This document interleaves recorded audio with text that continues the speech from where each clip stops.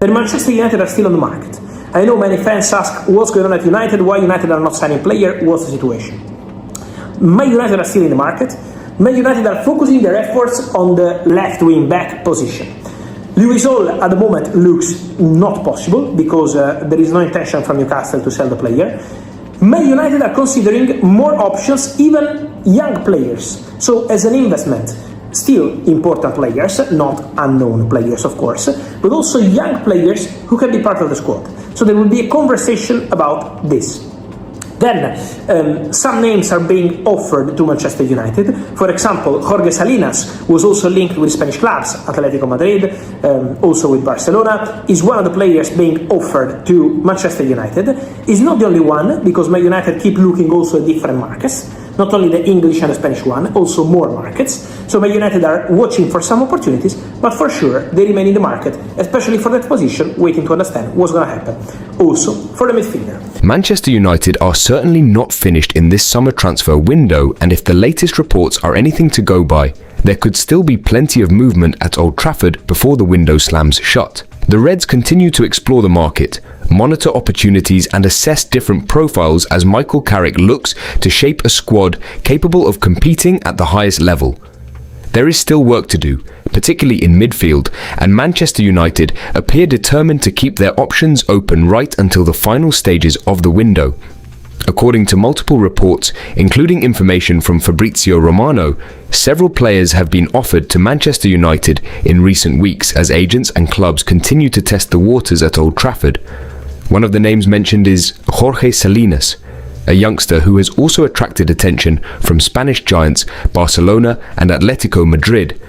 His name is now among those being presented to Manchester United. Although being offered to the club does not automatically mean United have decided to pursue a transfer. The recruitment department will have to assess whether the player fits the club's long-term sporting project, tactical requirements and financial plans. For me, this is an interesting development because Manchester United cannot afford to simply sign players because they are available or because their names are being circulated around the market. The club need players who can genuinely improve the squad and fit Michael Carrick's football. United have already made significant investments this summer, so every remaining decision needs to be carefully considered. Would you rather see United take a gamble on an exciting young talent like Salinas? Or should the club concentrate entirely on established Premier League-ready players? One of the biggest stories surrounding United is the renewed interest in Adam Wharton. Manchester United are reportedly back in the hunt for the Crystal Palace midfielder, and this is a name that deserves serious attention. Wharton is viewed by scouts as a left-footed midfielder capable of progressing the ball, controlling the tempo, and helping his team dictate possession from deeper areas. Those qualities are extremely valuable in modern football, particularly for a Manchester United side looking to become more dominant in possession and more composed when building attacks from the back. The problem is the price. Crystal Palace reportedly want around €100 million for Wharton, while Manchester United's current valuation or spending limit is understood to be closer to £70 million. That significant gap is currently slowing negotiations. And honestly, this is where the situation becomes fascinating. United may admire the player, United may have scouts who strongly rate him, and the player may fit the profile. But football at this level is ultimately about finding an agreement between the club's valuation and the selling club's demands. Would you pay £70 million for Adam Wharton? Or do you believe Manchester United should walk away if Palace refuse to lower their asking price? Personally, I can understand the attraction.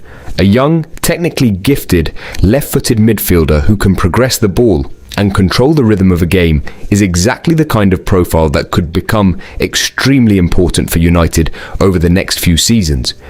But £100 million is another conversation altogether.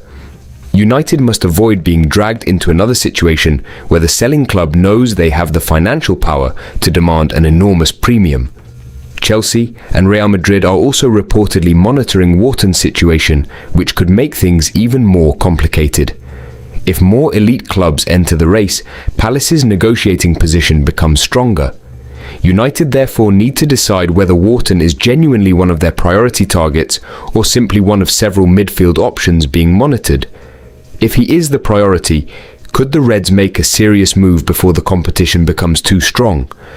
Meanwhile, there is also a very positive development regarding Marcus Rashford.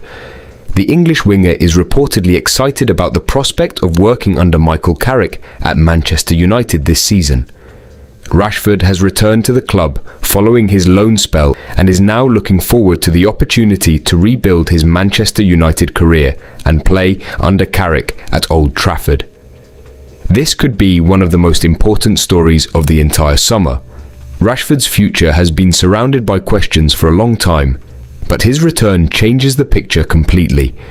The fact that he has rejoined the squad, accepted a new squad number, and is now reportedly excited about working with Carrick could be a major signal that the relationship between the player and the club is moving in a positive direction. And let's be honest, United fans know exactly what Marcus Rashford is capable of when he is confident, fit and playing with freedom. We have seen him produce magical moments in a Manchester United shirt, score important goals and become one of the most dangerous attackers in English football. If Carrick can get the best out of him again, Rashford could potentially become one of the biggest stories of the 2026/27 season. Imagine Rashford returning to Old Trafford with something to prove, playing under a manager who understands the club and wants him involved in the project. Could this be the beginning of a proper Manchester United comeback story for Rashford? Could Carrick be the manager who finally unlocks that version of Rashford that United fans have been waiting to see again? I certainly wouldn't write him off. Then we have the Eduardo Camavinga situation. Manchester United contacted Camavinga's representatives in July to ask about his situation at Real Madrid. However, the answer from the French midfielder was clear: he wants to remain at the Santiago Bernabeu. According to FABRIZIO Romano, Camavinga gave Manchester United and other interested clubs the same response, making it clear that his priority is to stay at Real Madrid.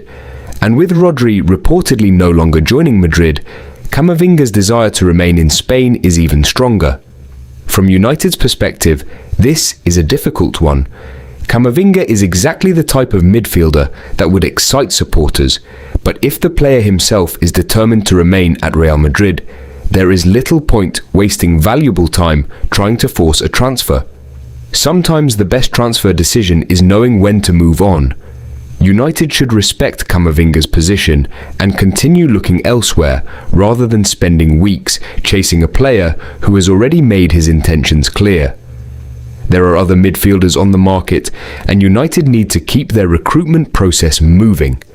Another name still being monitored is Lamine Camara of AS Monaco. Manchester United continue to keep tabs on his situation, but Monaco are demanding the full £43 million valuation and have no intention of accepting a lower fee. Once again, we see United carefully assessing midfield options while clubs attempt to protect the value of their players. Camara is another intriguing profile, and the fact that United are continuing to monitor him shows that the club are looking at more than just one solution. The midfield department remains an area where the Reds want more quality, energy, technical ability, and control. With Carrick expected to demand intelligent movement and better progression from midfield, finding the right player could be crucial. United fans therefore have plenty to debate. Adam Wharton, Lamine Camara, another midfielder entirely? Or should the club simply stick with the players already available and invest elsewhere? There is no shortage of opinions, but one thing is clear: the midfield remains one of the biggest talking points surrounding Manchester United this summer. There is also encouraging news regarding Matthijs de Ligt. The Dutch defender took part in the first part of the latest training session as he continues his recovery. De Ligt spent around the first 15 minutes working alongside his teammates before moving on to individual exercises. While this does not mean he is immediately ready for competitive action, his involvement with the group is certainly a positive step in his rehabilitation. For Manchester United, keeping the defensive unit healthy is absolutely vital. De Ligt brings experience, physicality and leadership to the backline, and having him available could give Carrick another important option as the season progresses. The priority now should be getting him back safely rather than rushing the process. There is no benefit in taking unnecessary risks during pre-season. And finally, there is movement around Joshua Zirkzee. Juventus continue to keep dialogue open over a possible move for the Dutch striker, with a potential loan deal, including an obligation to buy, being discussed. Other clubs are also reportedly interested, meaning the situation could develop further as the transfer window approaches its final stages. Zirkzee's future is another interesting subplot because Manchester United must decide what is best for both the player and the squad. If Carrick does not see him as a central part of the project, a structured departure could allow United to free up wages, create squad space and potentially generate future funds. On the other hand, if Carrick believes he can get more from Zirkzee, perhaps keeping him and giving him another opportunity could also make sense.